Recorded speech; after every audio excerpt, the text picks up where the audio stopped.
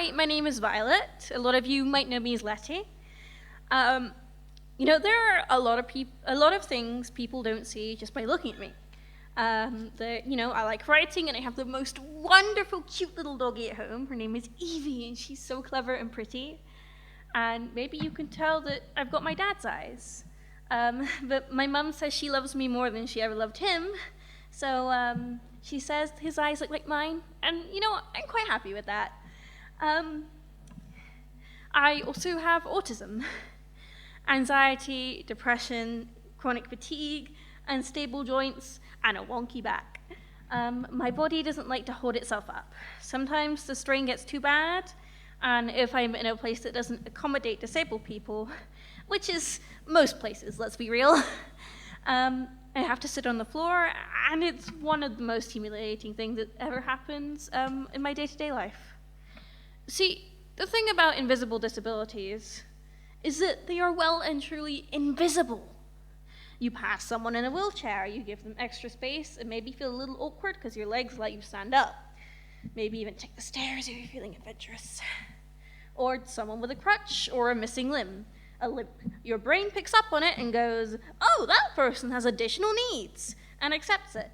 Doesn't challenge it, doesn't need to. It's pretty obvious, so it'd be stupid to try.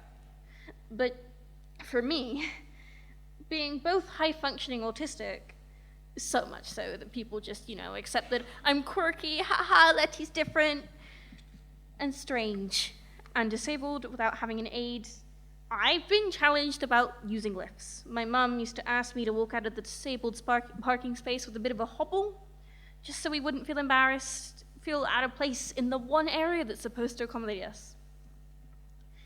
Or that looming, horrible guilt I feel when I have to ask someone on the bus to give up their seat.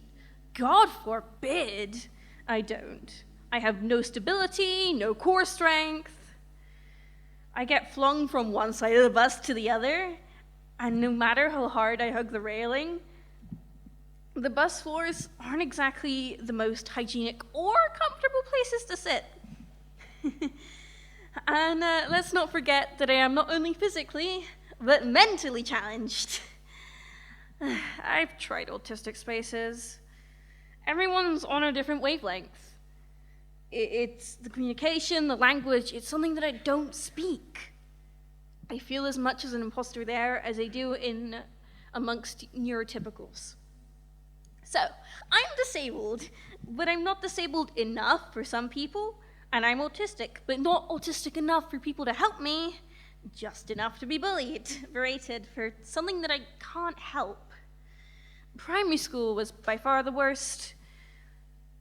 Developmentally, I was a late bloomer, a few years short. It happens sometimes with a learning difficulty. See, the thing is, I hate saying that.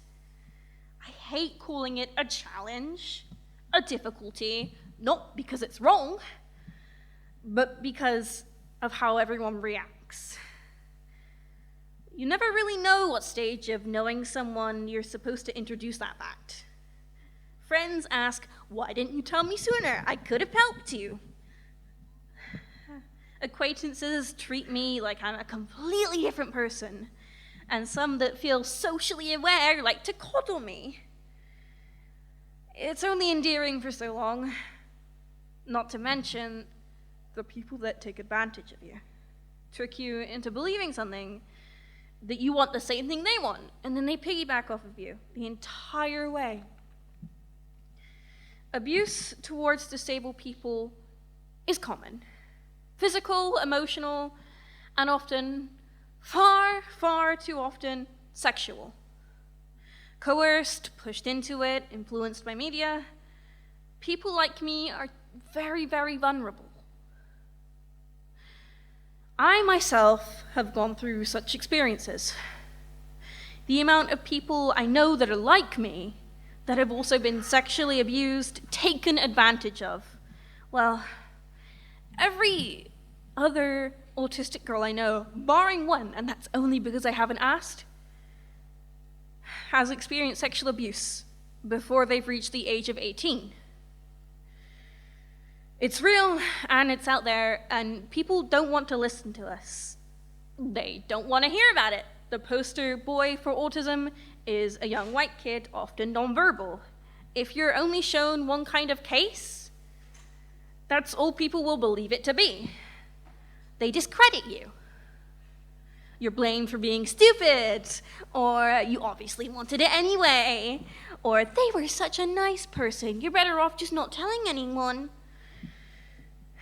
Fortunately, working with CYN has helped give me a voice, especially within the CYN community, and it's also got me connected to other networks that are helping people with disabilities. So even though I wasn't listened to when I was a young kid, at least I can speak out now. So, my name is Violet Wilshire. Most of you will know me as Lettie. I've got a lot to say, and hopefully people will listen this time.